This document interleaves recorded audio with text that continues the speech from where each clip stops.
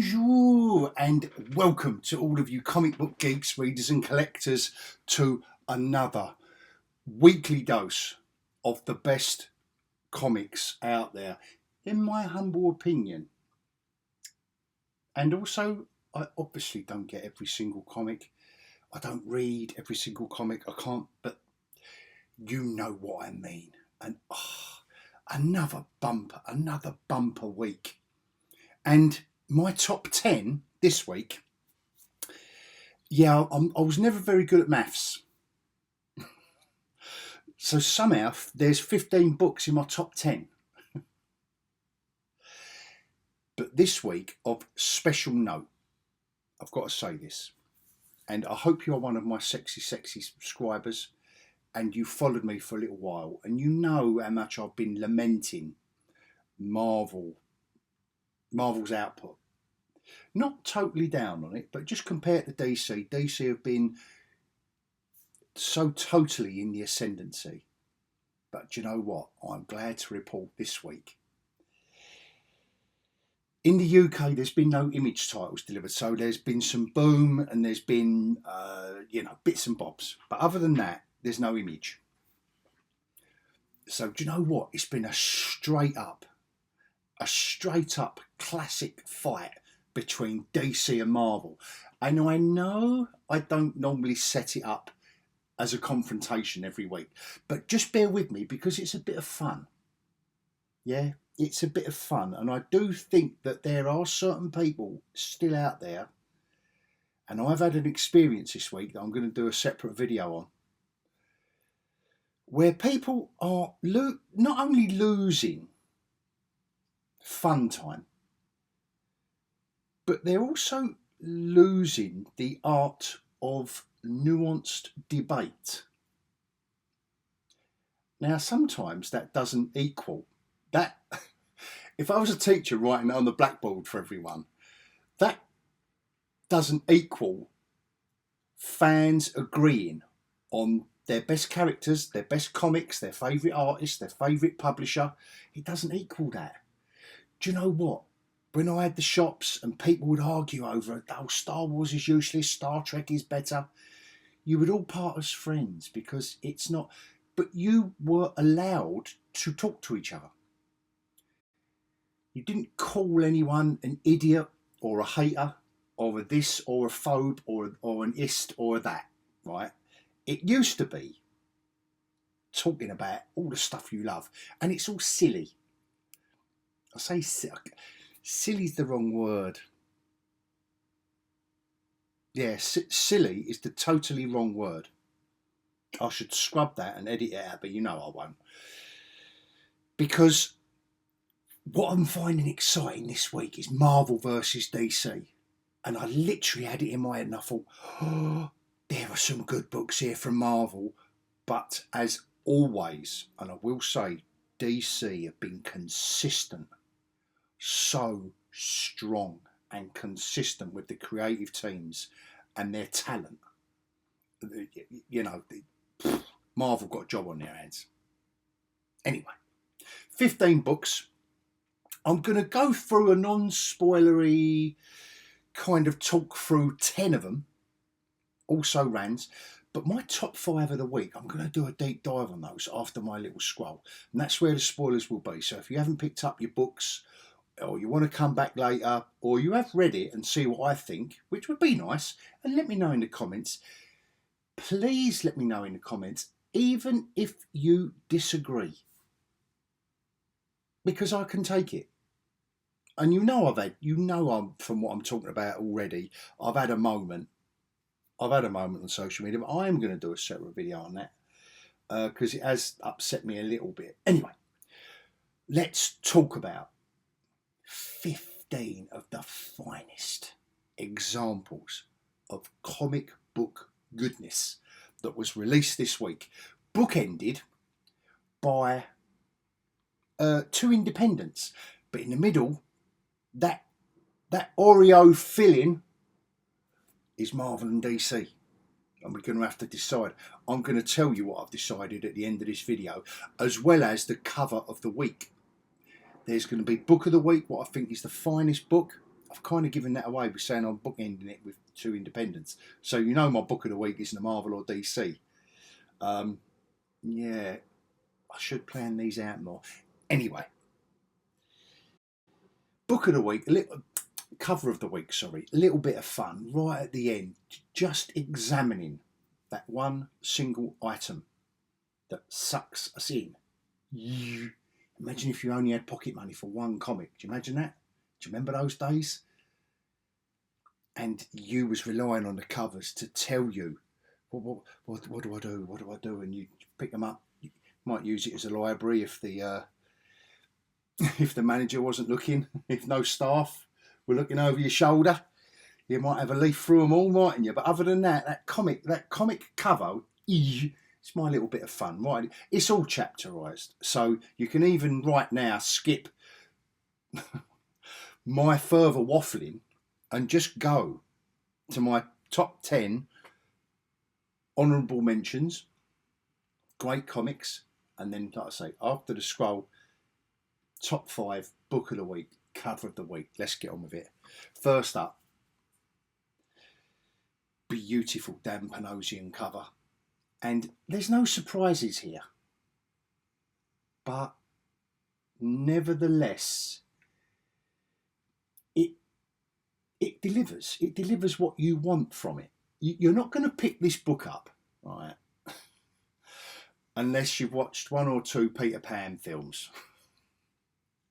Or like the character, or might have read the book. I don't know.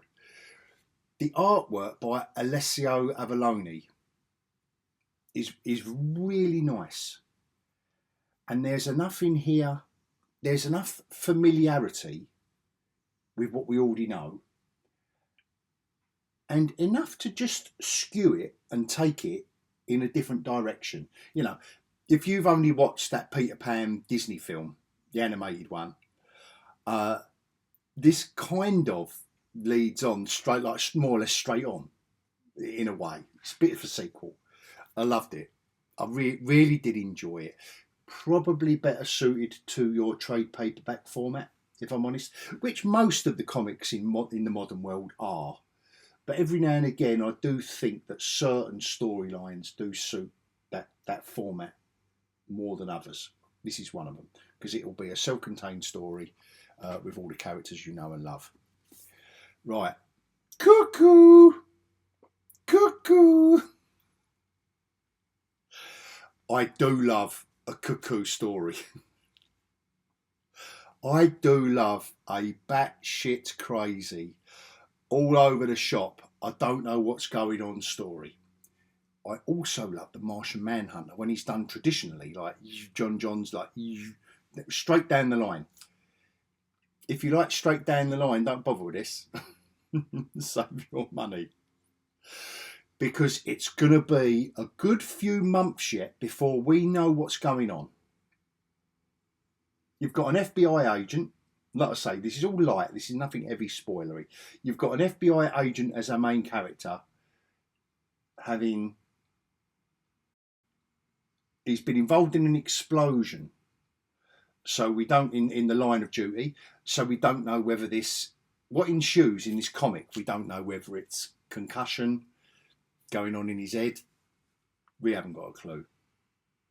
How Denise Camp is going to tie this into the Martian Manhunter, I can't wait. I can't wait. This has been the craziest book I've read since Paranoid Gardens finished a few months ago. This is absolute. But I like it. I don't know why. I like it, but it's so eccentric and off the piste and left field, you know, pick a cliche. That at the moment, it's only one issue, it's only the intro, so you can't expect too much. Can't expect too much, but expectations are high for this book, and DC and Jeff Loeb are delivering. Superb stuff. I've found the art team change each issue really, I think I've said this before, really jarring. But I think I've settled into that now. I think I've calmed down. I think it was because we was off to such a strong start, and then you'll get another great artist on foot 3 issues later. You think, but no, superb. DC, Batman, they deliver the goods. They put their best people on their best characters, because even on the most basic level, they've got to be businessmen and women, haven't they? They've got to be business people. They've got to sell books. They've got to keep the franchises alive, to get to go to the greater heights and for the greater rewards. And that's what this fight this week's all about, isn't it?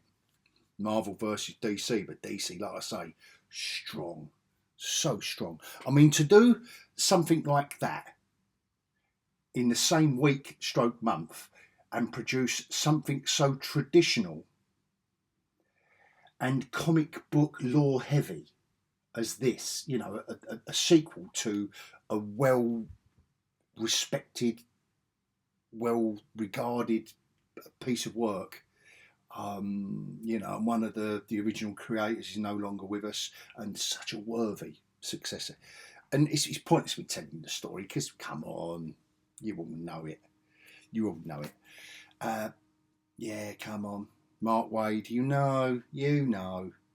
If I'm not going to buy The World's Finest with Mark Waid and Dan Mora, then I'm going to buy this, aren't I?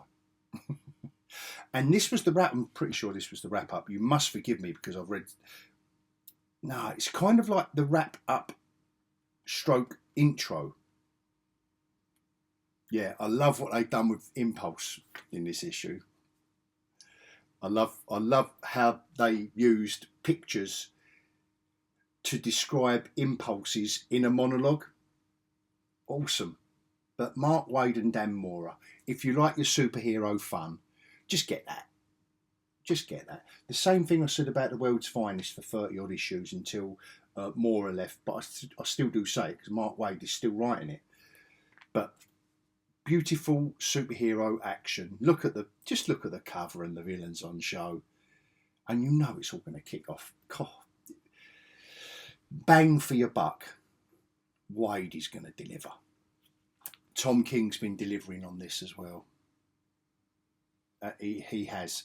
And do you know what? It has been a bit of a slow burn.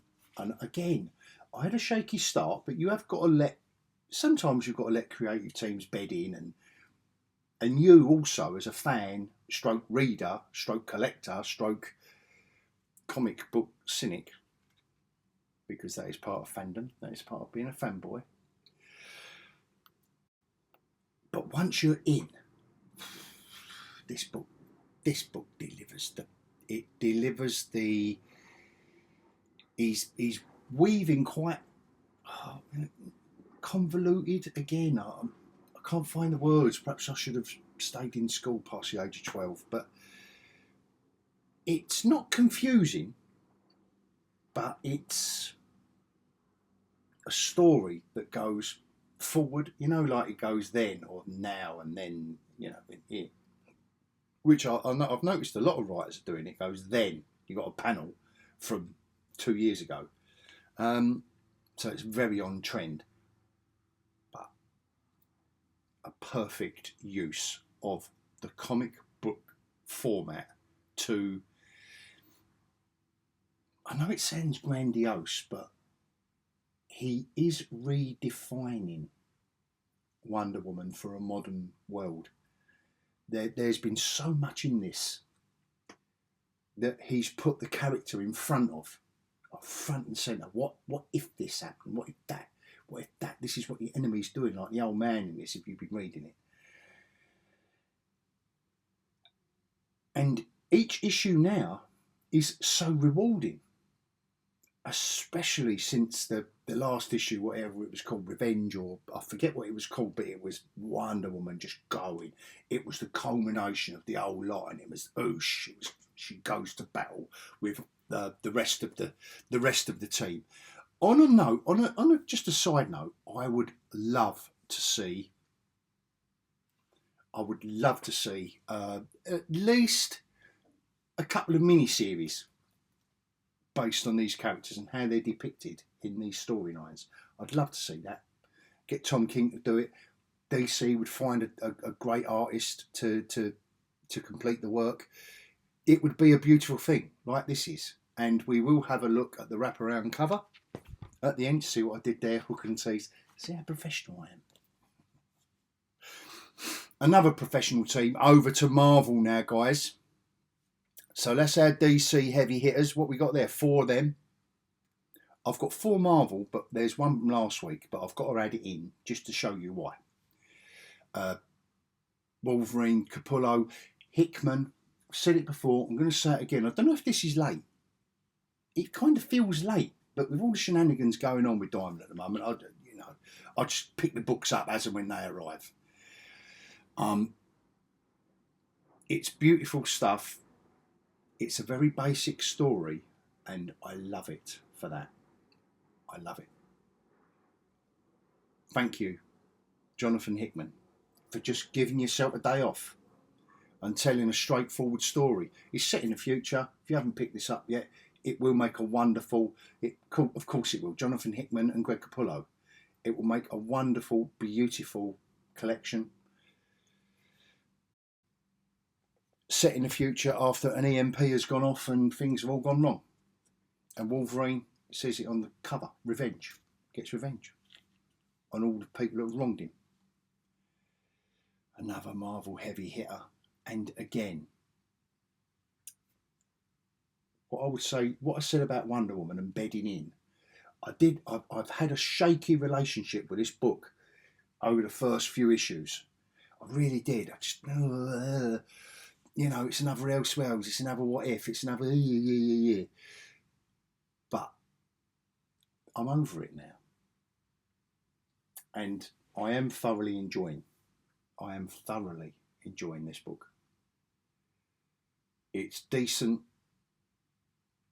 character driven, relationship driven, family driven, almost back to basics. Almost, but with Hickman, it's never going to be basic, is it? Apart from Wolverine Revenge. But no, I'm really enjoying this one as well. And basically, like I say, this isn't very spoilery because it's issue 15, but they're on the run now after the escapades of the first 14 issues. They're on the run now, and Peter's trying to protect the family, and the family have been quite involved in the previous 14 issues. So there's a lot going on, and something epic happened in the last issue that he's trying to get over. So it's chock-a-block full, that, to be fair. There was a lot going on in that issue, and Hickman, he really did just weave his writing through it without being too heavy-handed.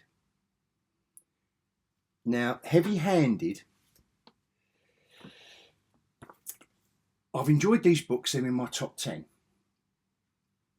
But sometimes writers like Ryan North can forget that they're writing comics and they put words in. Bear with me, all right?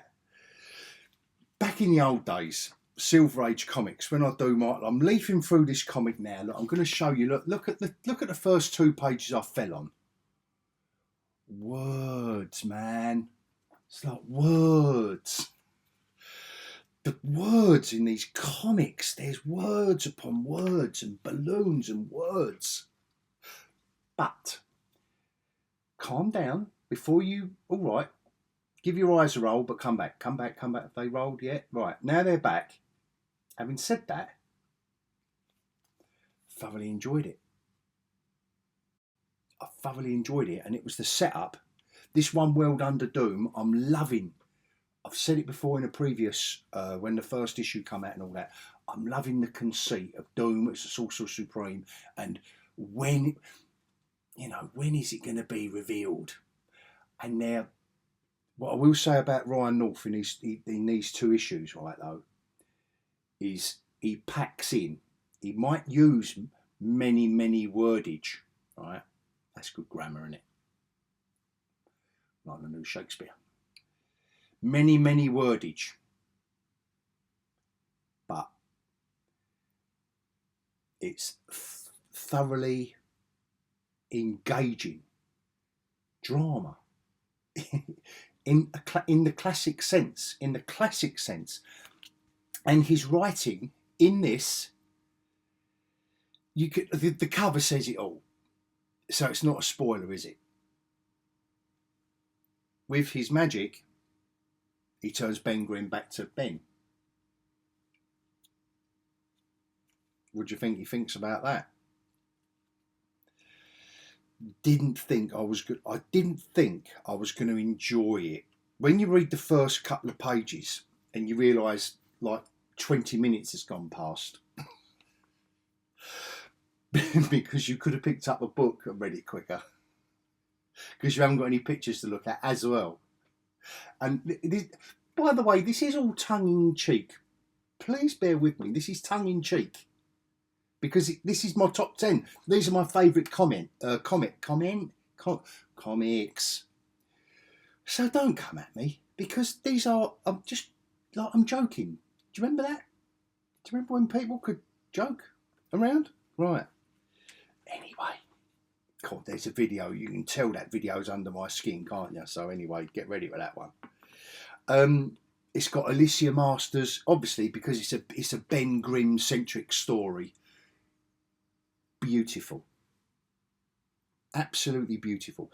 This would probably be, if this was a lighter week, this would probably be in my top 5 for a deep dive. But where it is a drama, where it is a character-driven drama about those 2/3 central characters, it's a beautiful thing, don't get me wrong.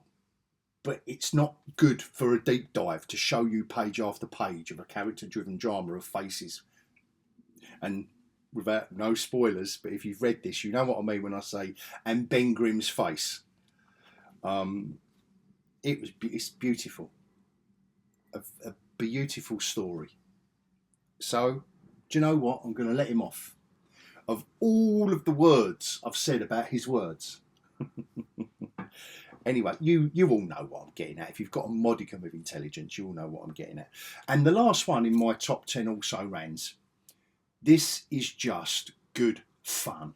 Machine Man and Deathlock escaping out of prison, demolishing, getting round the Doombots, trying to stop them from escaping from Dr. Doom's prison.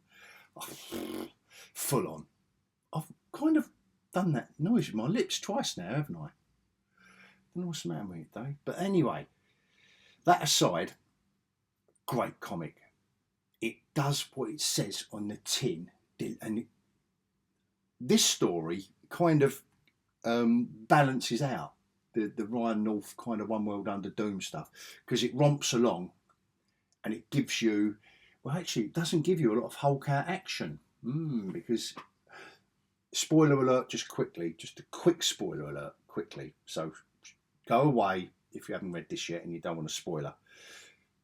Because Red Hulk is underground, there's no radiation to feed his... He just turns back into Ross. Thunderbolt, I call him Thunderbolt. General Thunderbolt Ross, is it still? Sure is. Anyway, but with Deathlock and Machine Man, and they are of my era, which is Bronze Age Marvel. Oh, yes.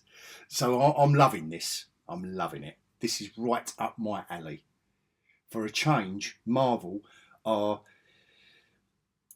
giving something back to the middle-aged white man.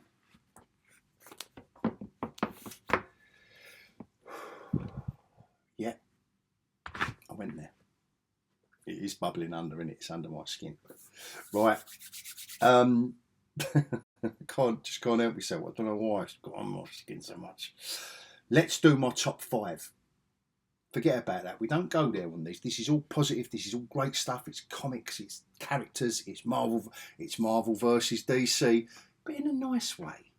No one's going to die. There are no real life consequences. It'll just be my subjective opinion. Okay? And you can please disagree with me in the comments. Tell me. Say, Hog, no. Red Hulk issue 2 was crap. The Last Boy was a travesty of a classic tome that I loved since childhood. Tell me, come on. So from Red Hulk to Green Hulk, we are going to have a look at this because it is full on horror time. Nick Klein is going full on Bernie Wrightson. Full on Bernie Wrightson in this issue. He's obviously an influence, and I don't mind that, and I love Nick Klein's work, and I've loved this comic for 2 years, nearly 23 issues. And it's great stuff, the continuing, and again it's bedded in. I think it's just settled into something now that I'm fully on board with. I've had my moments, especially when the jarring Danny Earls swap overs, but I think I'm even over that now. I think Danny Earls, I think I'm just used to it. Familiarity breeds contempt, they say, but no, I think sometimes familiarity with these artists just chews you out, man. Like, don't get too excited. All right? This is, if I did unexpected surprise of the week, it would be this. I didn't expect this to be that good. And it was John Romita Jr.'s artwork. I dropped Spiderman when he was doing that, and something else he was doing. It's all been a little bit over there at Marvel. And something about John Romita Jr.'s style that he's developing. Normally, I enjoy it. Artists that I've followed for donkey's years, I enjoy them developing their art style. But something about, I think it was the Daredevil covers he's been doing with Scott Hanna inking them, they've looked absolutely ridiculous. I don't know if they've been rushed or not, or whether but Scott Hanna is inking him in this, and we're going to do a deep dive on it. And it's glorious. It is a glorious, and again, it's an old school story. One and done. Beautiful. One comic, done. And if you're going to give me words like Stan Lee and Jack Kirby in the Silver Age, if you're going to give me words, which is what I was saying earlier on about words and words, I'm flicking through it. There's words and words and words again. But there was in the Silver Age, so I can't have my cake and eat it, can I? I can't have a one and done storyline without exposition. And what I do like as well is the boxes. It's the boxes of description. You know, now we're in Tokyo, or now we're in space, or whatever it is. The box, come on, because they're being done away with at a frantic rate in modern comics.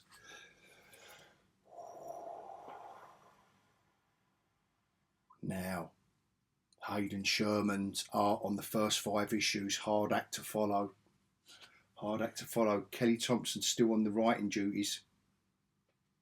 Well, you know I'm going to praise it because it's in my top 5. Oh, yes. Oh, yes. We're going to have a look at that. And it's a story about this lasso, the red lasso. Should write down, shouldn't I? What was it called? The something lasso. I thought she only had one. But maybe the absolute. But the artwork, beautiful. Beautiful. Matea de Iulis is the artist. And I'm assuming, because it does look very digitally designed. Not down on it. Not down on it before you come at me. So yeah, he's going to be the colourist on this. But yeah, it's great. Great. Enjoyed it. Another DC. Look, whoa. So what are you thinking? What are you thinking? What way I'm going to go? I won't tell you to the end, and I won't chapterise it either. So you're going to have to follow me all the way through. Give me all those minutes watching my video. Yes. So, it's pointless me asking the question, do you think I think this is a worthy successor? Because I've already praised DC and what they do with Batman, and I've already told you this is in my top 5. So guess what? This was great. And if you've got Jeff Loeb, Jim Lee, Scott Williams and Alex Sinclair, the originals, back on your book for the sequel, well, what do you expect? What do you expect? Great, loved it. Loved it. And book of the week. We are going to have a look at this grim, gothic, dark tale that absolutely drips Robert E. Howard's style. Patrick Zirka done Solomon Kane backup for the Savage Sword of Conan magazine that Titan are doing, and that was great. I didn't know how it would suit colour, but it just suits it. Doesn't take anything away from it. It is still, like I say, it is still dark and doom laden and like grimly gothic. I sound that should be a song from The Damned, shouldn't it? What was it? No, it's Grimly Fiendish, wasn't it, from The Damned? Let me know if you get that reference anyway. But book of the week, beautiful. Patrick Zirka. Yes, strong. So book of the week wasn't Marvel or DC. But anyway, join me after the scroll for a deep dive on my top 5 and cover of the week and who wins. Who wins this week? Come on, Marvel versus DC. A bit like The Thing versus the Hulk. Who would win? Or The Thing versus Thor. Who's the strongest? Who's going to win? Yeah? Or Superman versus Thor. Intrigued? Well, I hope so. And if so, please join me after my little scroll.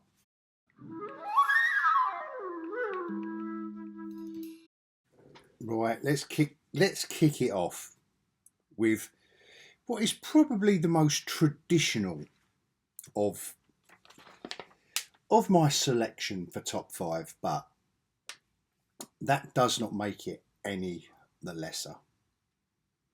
With the writer, the artists, and the letterers bringing us back to the classic days of yesteryear, and these guys can tell a story. You know you're in for exciting comics when you've got this lot. Actually, I'd left Starkins out. Richard Starkins on the lettering. So when you've got Loeb, Lee, Williams, Sinclair and Starkins, come on. Look at this stuff. Being the Joker's on the attack straight away. You know, we're only on page 4 or 5 here. And Batman's in trouble being eaten by piranhas. He's been knocked stupid by the Joker and he's being eaten by piranhas. And he has to figure a way out of it. The other thing, mysterious character. Oh, I don't know him unless you're a big DC fan, and you do know. And look, Jim Lee drawing Catwoman. Yeah, you don't quite see her, but look at his Talia. But is that not how we want our comic book femme fatales? She's not going to be a femme fatale if she's got a few pounds. If she's putting a few pounds on, she can't arch her back and she's, a bit flat and a bit flabby. She's not a femme fatale. It's done. I know they're going for a specific audience, but I'm probably that specific audience. But nevertheless, storytelling-wise, Loeb, Lee, et al. Just delivered with this. And even this little bit of writing here where he survives what he has to, the trial he has to go through to survive. And it's almost the same as the Joker, and he's incoherent as well. And obviously, I did warn you of spoilers. Here he is. And what he puts the Joker through is grim. If this was Marvel, this would be a Red Band comic. You know that stupid thing they've done recently with like bagging up their, these sound effects and this imagery is gruesome. Yeah, it's gruesome, and it's great. It's glorious. I've loved and look at this panel of the Batmobile. Come on, when you're reading a Batman comic, look at the cityscape in the distance. We know where he's going. And this also, and you know how much it pleases me when Batman is used as a detective as well. So Nightwing and Batwoman are Batgirl, are, you know, incidental, but nevertheless, you know, they're kind of like the audience. You're viewing it as an audience member. And here we go. Look, this is all the stuff we want. Like lights, camera, action. This is all the stuff we want. Jim Lee is still showing. What I'm pleased is he can still show any young gun how it's done. Beautiful, brilliant. I loved it. And as always, I'm always sceptical when you get all the old boys lined up back in the game. And oh God, here we go again. No, that was a brilliant beginning, brilliant start. And brilliant start, I suppose, for this new artist, or not new artist, or new to me. So Hayden Sherman is off, I assume, so they do their turnabout for 5 or 6 issues. And here we are.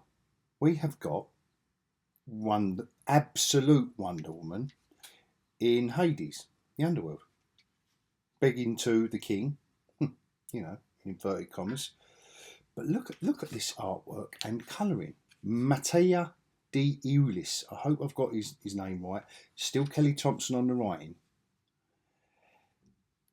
And really, I mean, look, he's asking Wonder Woman to disarm herself. This is the king of Hades, but he doesn't trust her mum, Cersei, and doesn't trust her by default. And anyway, so she's dropped all her.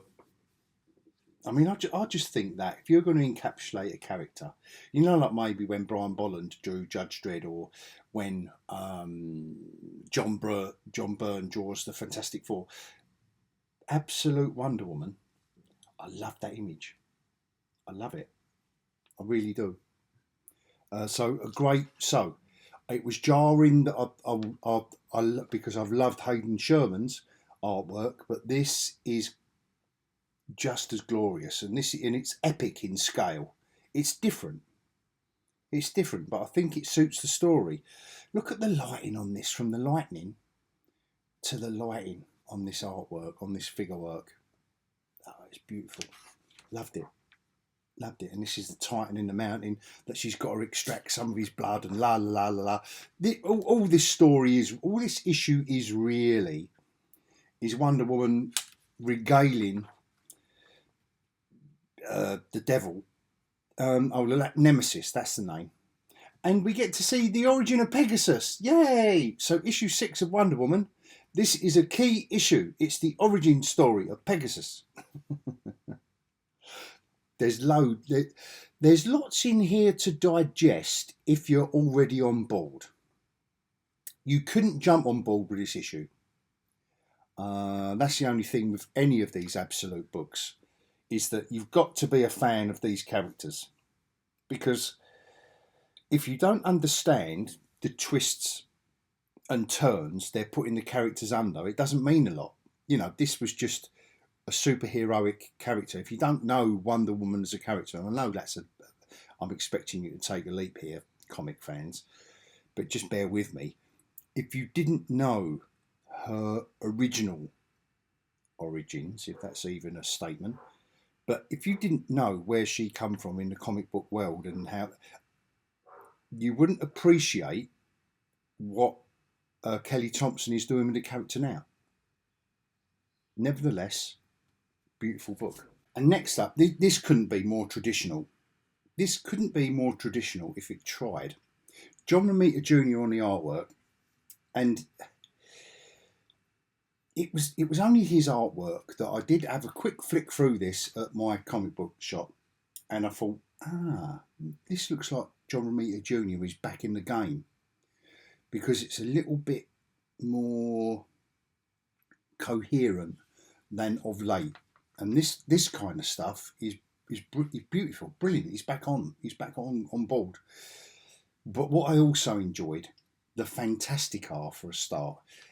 It doesn't give you. It tells you're in New York, but with the Fantastic R and the way the Fantastic Four are, this is an Elseworlds story or a story set back in the day, and I've thoroughly enjoyed it. And Ryan North has made it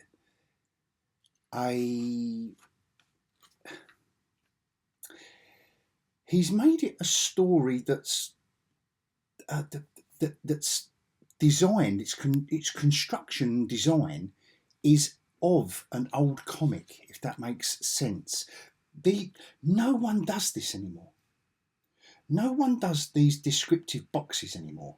But he's done it. He's added it to his. And he loves his word balloons, but I get it. I get it. This is a lovely piece of design as well from the original Godzilla, Marvel Godzilla comics.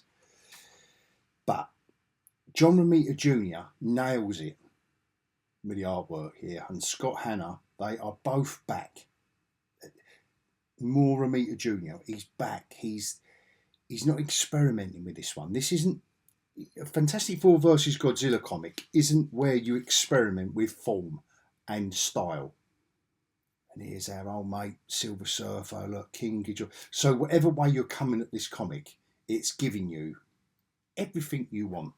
Here's our fantastic family of four, plus Silver Surfer. If you're coming at it from Godzilla, here's King Ghidorah as well, who is now working for, who is an emissary for, you know who, a herald, not emissary, a herald.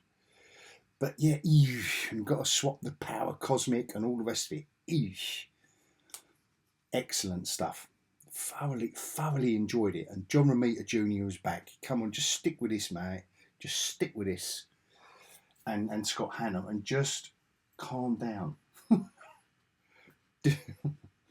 Someone who can't calm down is Nick Klein.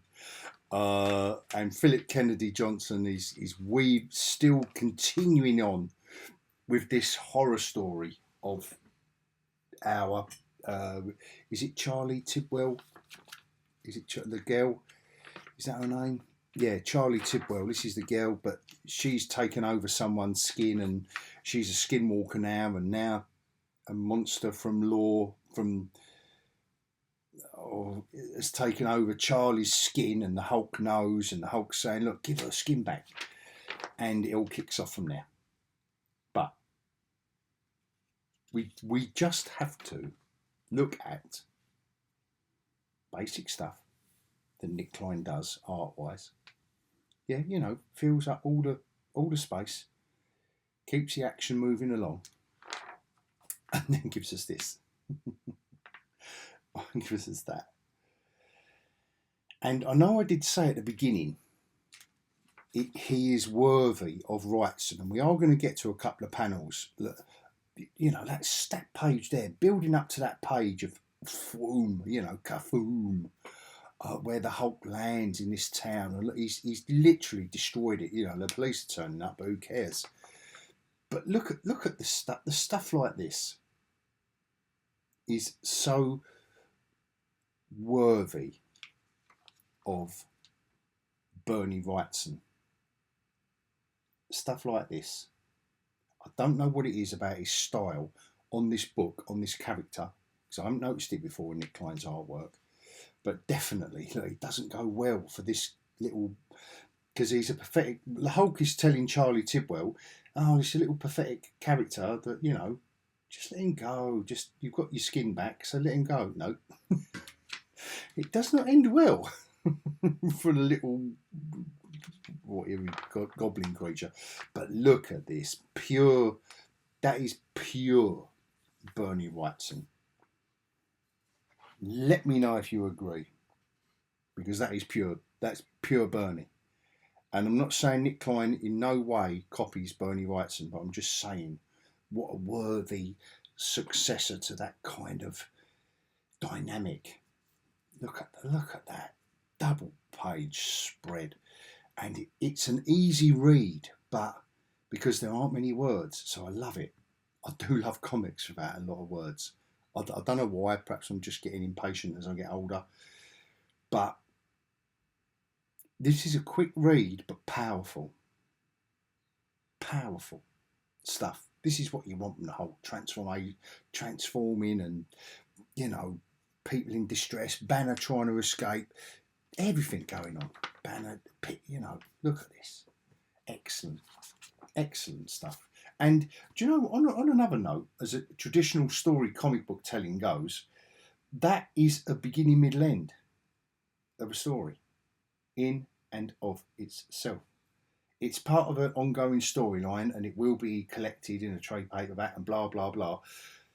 But back in the day, you could have picked this comic up, not ever knowing the Hulk before, and gone, wow, and you're into the story. You're into the story, you're into all the characters, and the same with Solomon Kane. That rhymes. The Serpent Ring, Patrick Zircher. Evocative cover. It does everything it tells. Everything you need to know is right here. It is going to be grim and gothic and dark.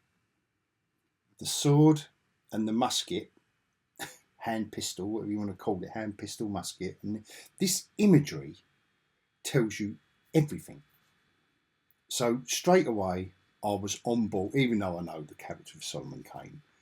But nevertheless, and now we're in the deepest wilds of Africa, and we get a little bit of, you know, Solomon Kane, warrior, wanderer, guided by faith and honour. Right, that's enough. That's all we need to know. Look, you've got things like Ottoman Empire and Africa and Nubia. All of it set in, it's not set in Samaria, in some fantastical world like other Robert E. Howard realms. But nevertheless, we will go to places. There will be magic. There will be evil afoot in. And look at this beautifully rendered artwork. It's absolutely superb. And if I'm going to, if it just bear with me, you know, just indulge me for a moment, it does, his artwork, I don't know why it reminds me of Al Williamson. I don't know why. It might be the detail in the structural sense of stuff. His figure work is just absolutely spot on. There is never, ever a panel that is wrong. Ever. There just never is. Perspective, storytelling, carrying the story, you know, just boarding this ship. We're right in there. Look, we're right in there. We're right behind Solomon Kane. Now we're by his side as he sees off this big giant of a geezer on the, you know, and they're talking about gold from Africa, slaves. Look, it's all grim and gothic. It's set back in that day. Oh, now, you know, and this is where the story begins. This is 4 issues, and this is where the story begins. A dying man makes him take this and deliver it to someone. And that someone is in Venice. And we get introduced to how the Jews were treated in this particular period of time in Venice. And I like that. I just like the kind of the grittiness of it. You didn't really need to go there, but Zurcher has. He's gone there. And every panel is beautifully rendered. We know we're in the alleyway. Look, with the washing lines above the washing. We know he's slimy. We know the aspect that he delivers of these 2 characters. We know this is comic book sequential art form in its perfect sense. Love it. Patrick Zurcher. And then we get the colouring. So we do have, actually, I am praising Zurcher, and he does deserve it, but we do need, it's never going to be at the beginning of the book anymore, is it? We must, is the colourist going to be at the back of the book? Oh, I don't know where the credits are anymore. They're probably online on the website somewhere. Have we got? Did I miss the credits anywhere? Sorry, apologies, dear viewer. Yeah, we did, didn't we? Here was the title page. That was it, right? Oh, and his colourist. So Patrick Zurcher, right? So full praise, hail, Patrick Zurcher for this. Just drink it in. Drink it in. Comic book art. Look at this, it's all in silhouette, and we know what's going on. We know where they are, and again we're behind. We're behind Solomon Kane again. Oh, love it. And then when we're not, my God, you get the impact. If this was a film, this was a storyboard for a film, it would be the best Solomon Kane film ever. And if you've seen that Solomon Kane film with and then back to the normal stuff, by the way, and it's still beautiful.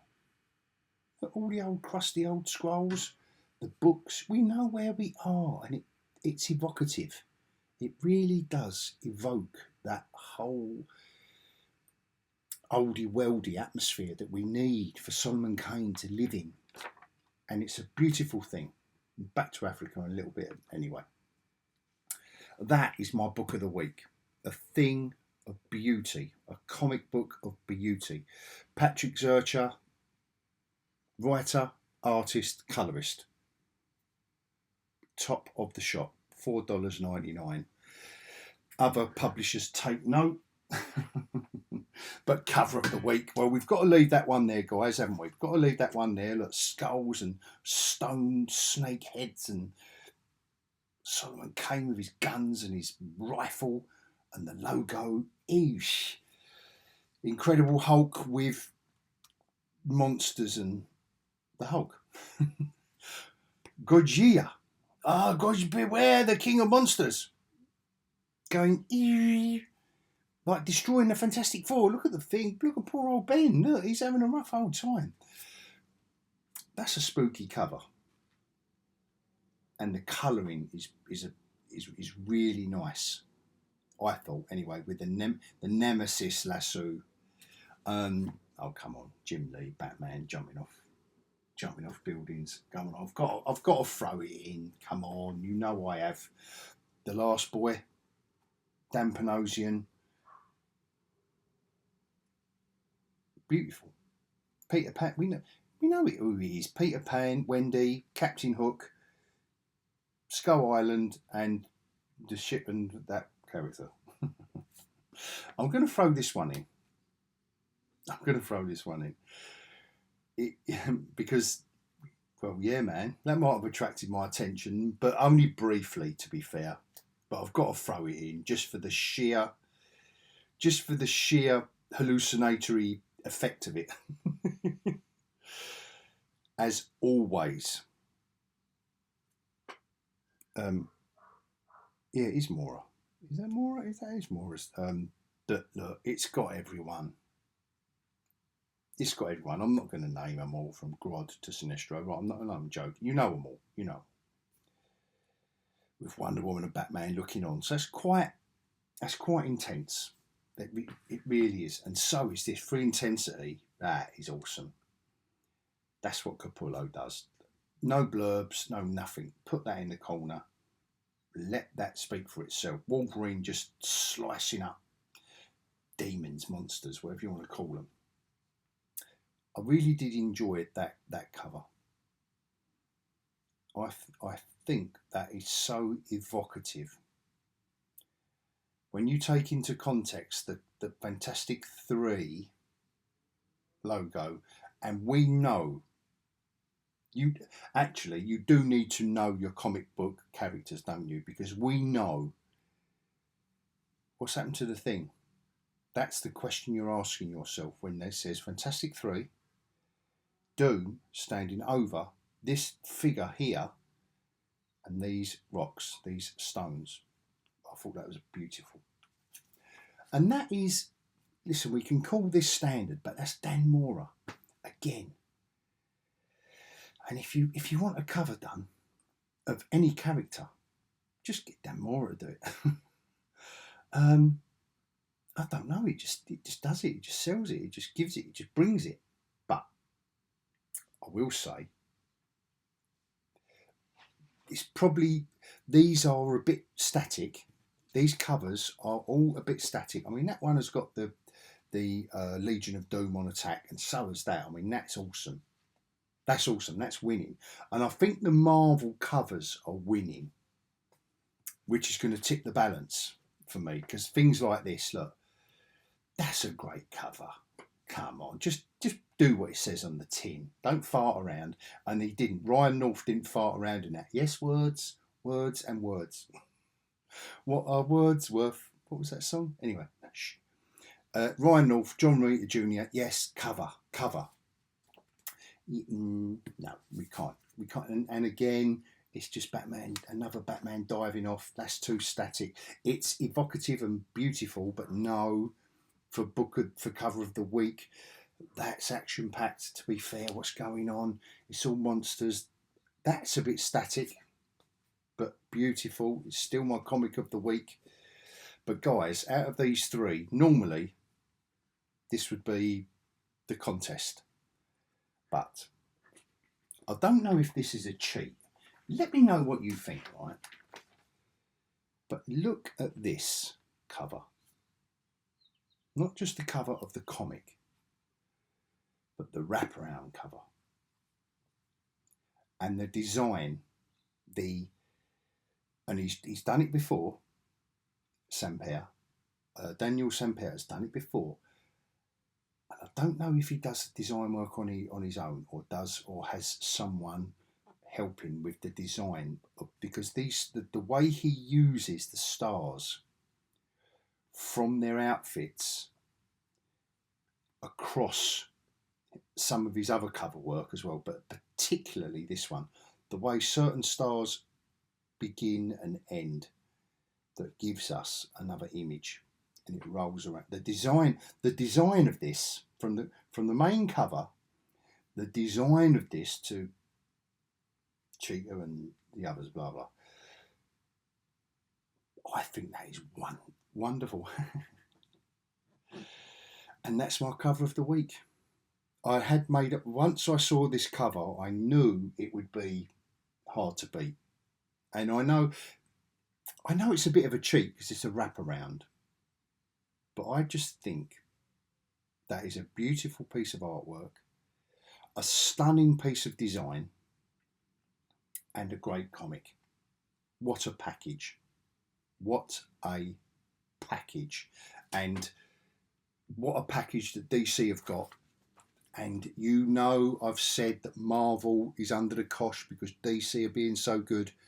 But for me this week, Marvel, just by the tiniest margin, maybe it was the better covers, and maybe it wasn't because they're relying on absolute characters. They're just relying on the Hulk. They're relying on the Fantastic Four, not absolute characters, not Elseworlds characters, not weird and wonderful tales. I think what it is, and they've got this One World Under Doom is really good. I think the Red Hulk brings it, does what it says on the tin. Like I say, One World Under Doom, Ryan North.